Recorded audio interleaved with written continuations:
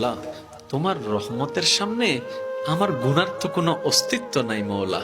আমার গুনাহ না হয় পাহাড় পরিমাণ হবে, বেশি থেকে বেশি আসমান পরিমাণ হবে, না হয় পুরা পৃথিবী পরিমাণ হবে।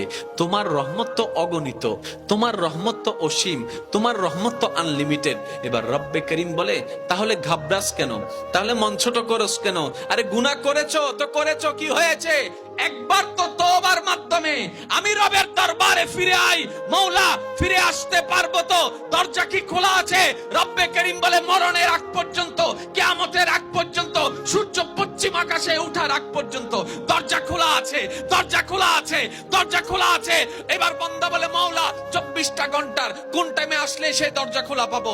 রব্বে করিম বলে, আরে ব্যাংকের দরজা খোলা থাকে নির্দিষ্ট সময়ে, অফিস আদালতের দরজা খোলা থাকে নির্দিষ্ট সময়ে, এমনকি ঘরের দরজাও খোলা থাকে নির্দিষ্ট সময়ে, এর বাইরে যায় না।